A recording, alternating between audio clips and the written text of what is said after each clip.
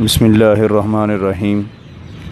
قال النبی صلی اللہ علیہ وسلم لکل نبی رفیق و رفیقی یعنی فی الجنت عثمان او کما قال علیہ الصلاۃ والسلام۔ سامعین گرامی، 18 ذی الحجہ خلیفہ سوم دوہرے داماد رسول مظلوم مدینہ سیدنا عثمان ذو النورین رضی اللہ عنہ کا یوم شہادت ہے۔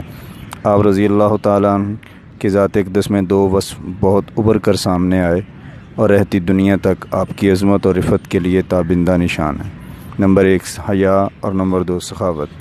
اول و ذکر خوبی اور صفت کا عالم یہ ہے کہ عرب کے قبل از اسلام جاہلیت زدہ معاشرہ میں بھی جو چند سلیم الفطرت لوگ تھے، ان میں حضرت عثمان کا نام نامی اس میں گرامی پیش ہے۔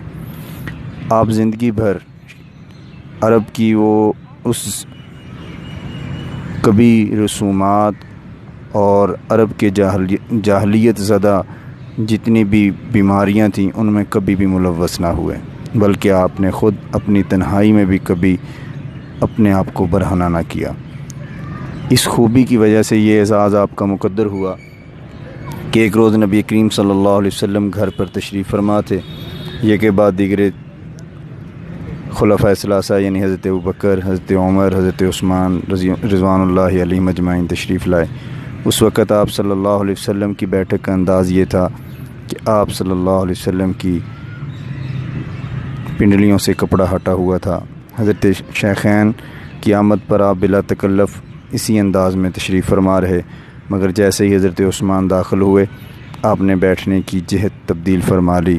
حضرت عائشہ رضی اللہ تعالیٰ عنہ جو اس سارے منظرنامہ کو دیکھ رہی تھیں، مجلس برخاست ہونے کے بعد رسول اللہ صلی اللہ علیہ وسلم سے سوال کیا کہ اللہ کے نبی، آپ نے حضرت عثمان کے آنے پر اپنے آپ کو درست کر کے کیوں بیٹھ گئے، اپنی جہت کیوں تبدیل فرما لی؟ تو رسول اللہ صلی اللہ علیہ وسلم نے ارشاد فرمایا، عائشہ، کیا میں اس شخص کا حیا نہ کروں جس سے آسمان کے فرشتے بھی حیا کرتے ہیں؟ دوسری خوبی سخاوت۔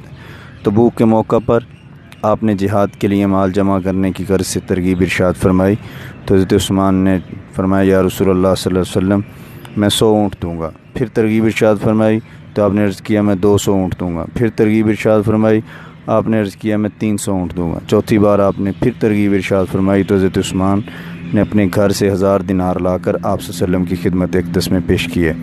آپ صلی اللہ علیہ وسلم ان سکوں کو، ان دینار کو اپنے ہاتھ میں اچھالتے جاتے اور الٹ پلٹ کرتے ہوئے آپ نے ارشاد فرماتے جاتے کہ آج کے بعد عثمان کا کوئی عمل عثمان کو نقصان نہیں پہنچائے گا۔ حضرات، آج کا معاشرہ انہی دو خوبیوں سے دور ہو کر دو خرابیوں کا شکار ہو چکا ہے۔ نمبر 1، نفس پرستی کی وجہ سے حیا سے دور ہوا اور بے حیائی کے نت نئے دروازے کھل گئے۔ خود غرضی کی وجہ سے مال کی محبت میں گرفتار ہوا اور حلال و حرام کی تمیز بھول گئی۔ اس بھٹکے ہوئے معاشرے کی فلاح و فوز کے لیے نبی کریم صلی اللہ علیہ وسلم کے اسوہ حسنہ کے عکس کامل صحابہ اکرام کی زندگیاں مشعل راہ ہیں۔ اللہ پاک ہمیں عملی زندگی نصیب فرمائے۔ وما علینا الا البلاغ المبین۔